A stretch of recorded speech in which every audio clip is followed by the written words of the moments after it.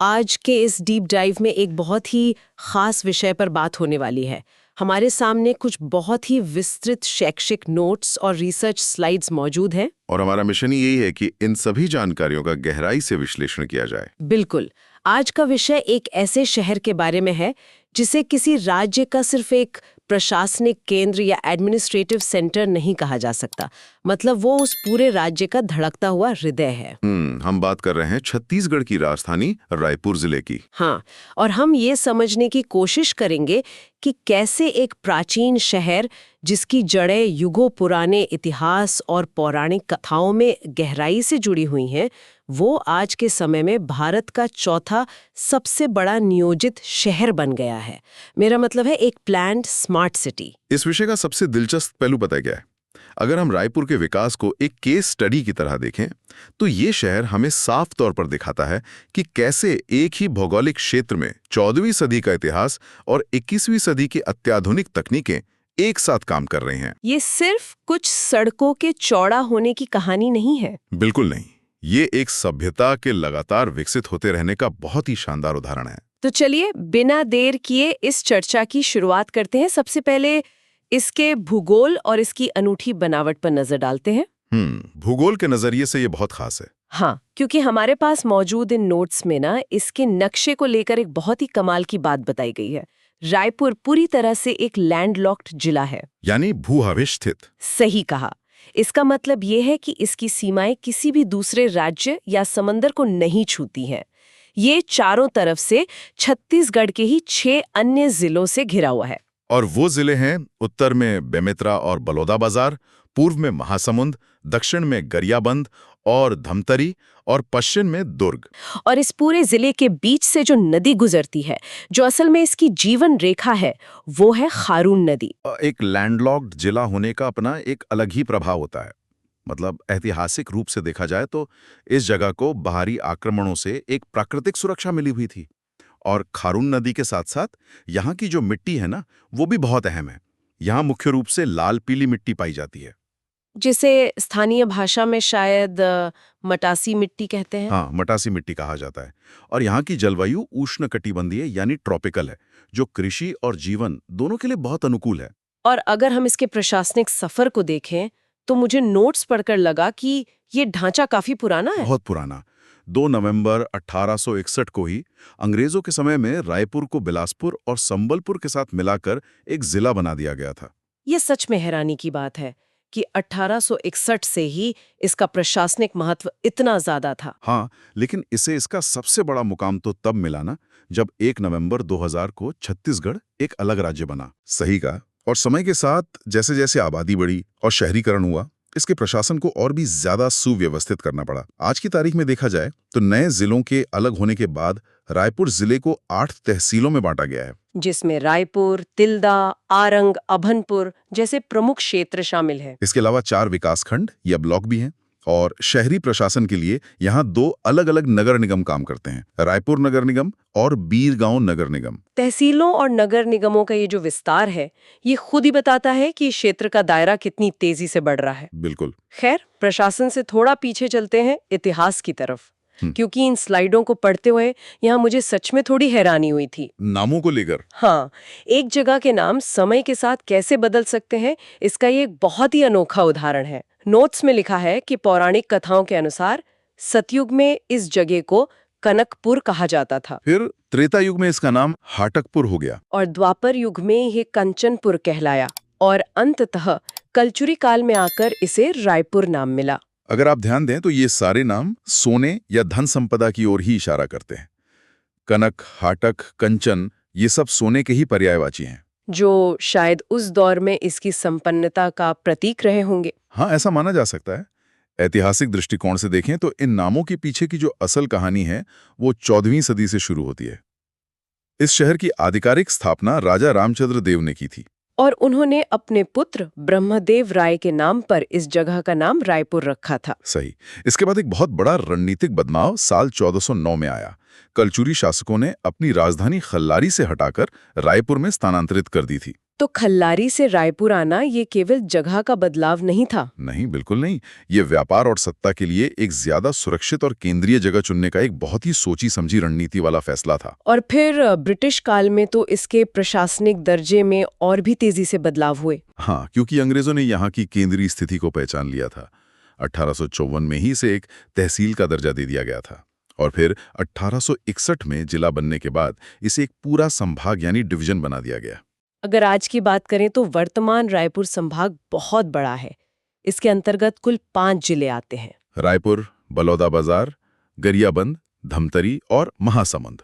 ये साफ दिखाता है कि सत्ता का जो केंद्र 14वीं सदी में बना था वो आज भी कायम है।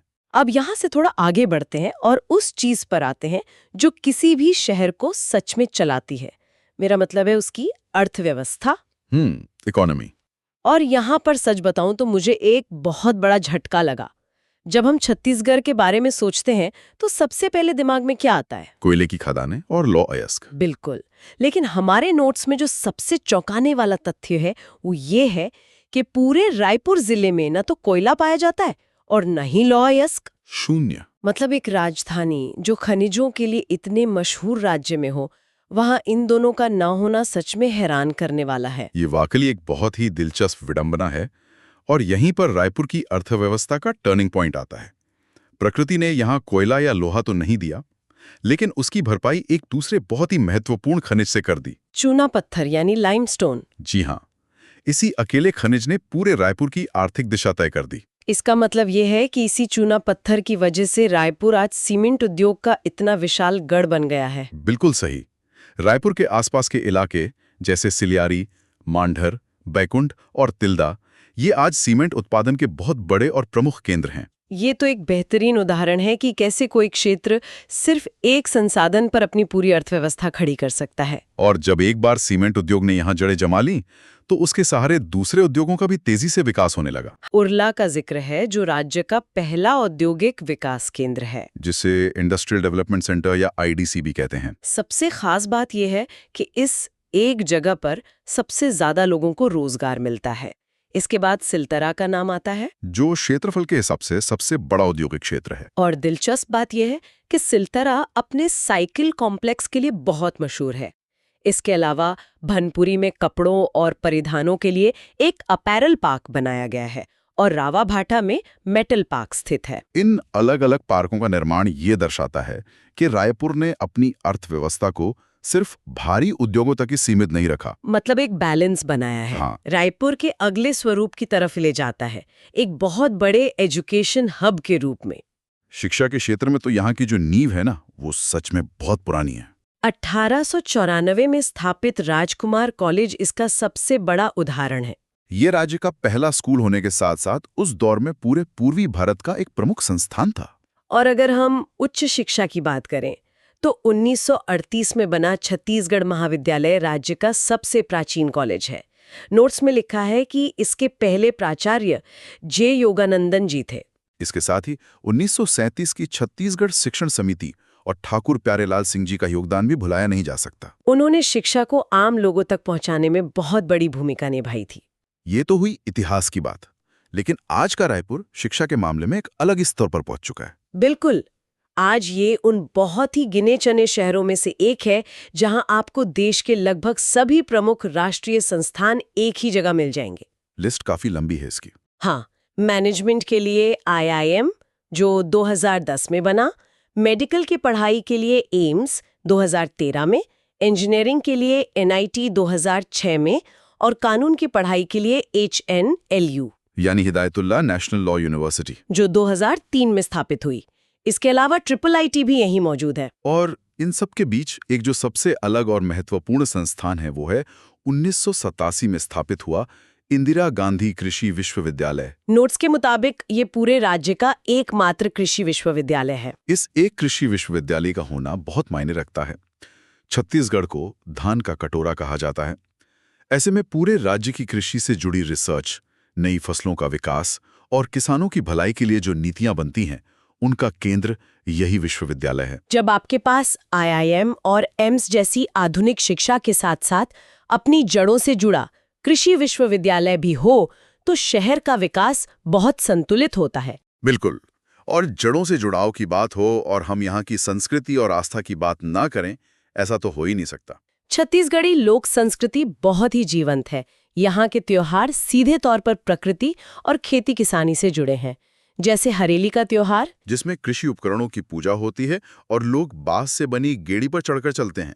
फिर पोला का त्योहार, जिसमें बैलों की पूजा की जाती है, क्योंकि बैल ही किसान के सच्चे साथी हैं। और महिलाओं का महत्वपूर्ण त्योहार तीजा। इन त्योहारों के अलावा यहाँ का पंडवानी गायन और राउत नाचा पूरे भारत में अपनी एक अलग पहचान रखते हैं। ये सांस्कृतिक ऊर्जा ही रायपुर की असली पहचान है। और अगर हम आस्था और ऐतिहासिक स्थलों की तरफ रुख करें, तो यहाँ कुछ ऐसे स्थान हैं जो पूरे विश्व में अद्वितीय हैं। जैसे रायपुर से कुछ दूरी पर स्थित चंदखुरी। हाँ, ये जगह राम वनगमन पथ का हिस्सा है और यहाँ जलसिंध तालाब के बीचों बीच माता कौशल्या का मंदिर स्थित है। माना जाता है कि पूरी दुनिया में माता कौशल्या का ये एकमात्र मंदिर है। इसके अलावा आरंग का भी नाम आता है, जिसे मंदिरों की नगरी कहा जाता है। यहाँ का इतिहास राजा मोरध्वज की उस मार्मिक पौराणिक कथा से जुड़ा है, जिसमें उन्होंने अपने ही पुत्र को आरी से चीर दिया था। यहाँ के प्राचीन मंदिर जैसे 17वीं सदी का दूधाधारी मठ और चंपारण, जो महाप्रभु वल्लभाचार्य जी की जन्मस्थली है, ये सभी स्थान रायपुर को धार्मिक पर्यटन का एक बड़ा केंद्र बनाते हैं। और धार्मिक पर्यटन के साथ साथ रायपुर ने आधुनिक और इको टूरिज्म में भी अपनी एक मजबूत जगह बना ली है। नंदनवन जंगल सफारी इसका सबसे बेहतरीन उदाहरण है। ये एशिया का सबसे बड़ा मानव निर्मित सफारी है ना? हाँ, मानव निर्मित का मतलब है कि एक खाली या बंजर इलाके को वैज्ञानिक तरीके से विकसित करके जानवरों के लिए एक प्राकृतिक आवास में बदल दिया गया है। इसे 4 अलग-अलग जोन में बांटा गया है। हर्बीवोर यानी शाकाहारी जानवर, भालू, टाइगर और लायन जोन। और अगर किसी को पूरे राज्य की संस्कृति एक ही जगह देखनी हो, तो उसके लिए पुरखोती मुक्तांगन बनाया गया है, जो एक खुला संग्रहालय है जो छत्तीसगढ़ की पूरी आदिवासी संस्कृति को अपने अंदर समेटे हुए हैं। एक तरफ वो पुराना रायपुर, जिसका इतिहास हमने अभी देखा, और दूसरी तरफ एक ऐसा नया रायपुर जो भविष्य की ओर देख रहा है, जिसे पूर्व प्रधानमंत्री अटल बिहारी वाजपेयी जी के सम्मान में अब अटल नगर नाम दिया गया है। ये भारत का चौथा सबसे बड़ा नियोजित शहर है। नवा रायपुर पुराने शहर के एकदम विपरीत है। इसे एक पूरी तरह से इको फ्रेंडली स्मार्ट सिटी के रूप में डिजाइन किया गया है। यहाँ की सड़कें चौड़ी हैं और सब कुछ एक ग्रिड पैटर्न पर बना है। नवा रायपुर में 24 घंटे बिजली और पानी की सप्लाई के लिए किसी इंसान को जाकर वॉल्व खोलने या स्विच बंद करने की जरूरत नहीं पड़ती। अच्छा, तो सब कुछ ऑटोमेटेड है? हाँ, ये कंप्यूटर सिस्टम पूरे शहर के पाइपलाइनों और बिजली के तारों पर लगातार नजर रखता है। अगर कहीं कोई पाइप लीक हो रहा है तो सिस्टम कंट्रोल रूम में बैठे लोगों को तुरंत बता देगा कि किस गली में किस जगह पर खराबी है, ताकि बिना पानी बर्बाद हुए उसे तुरंत ठीक किया जा सके। ये तो सच में अत्याधुनिक है। मतलब तकनीक की मदद से संसाधनों की बर्बादी को पूरी तरह से रोका जा रहा है। बिल्कुल। और नवा रायपुर में सिर्फ तकनीक ही नहीं है, बल्कि कुछ बहुत ही दिलचस्प प्रयोग भी किए गए हैं। जैसे यहाँ की नगर घड़ी, ये हर घंटे बजने पर कोई सामान्य अलार्म नहीं बजाती, बल्कि छत्तीसगढ़ी लोग धुनें बजाती है। और पर्यावरण के लिए यहाँ एक ऊर्जा पार्क है, जहाँ बच्चों के खिलौने सिर्फ सौर ऊर्जा से चलते हैं। प्रशासन का नया केंद्र भी अब यही है। नोट्स में बताया गया है कि यहाँ के नए सचिवालय भवनों के नाम नदियों पर रखे गए हैं।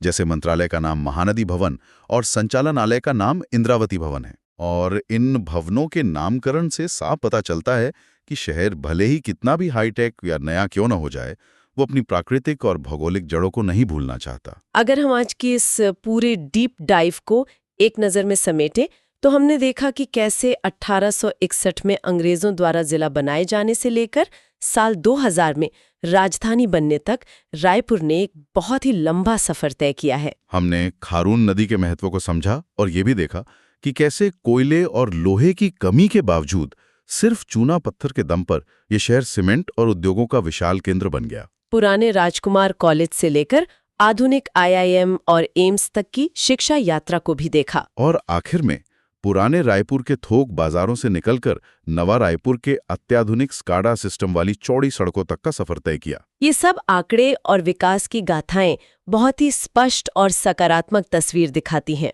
हमारे पास मौजूद इन स्लाइडों और नोट्स से हमने जो भी गहराई से जाना, उस पर जरूर मनन कीजिएगा। आज की हमारी डीप डाइव यहीं समाप्त होती है। मिलेंगे अगली बार एक नए विषय और एक नई चर्चा के साथ।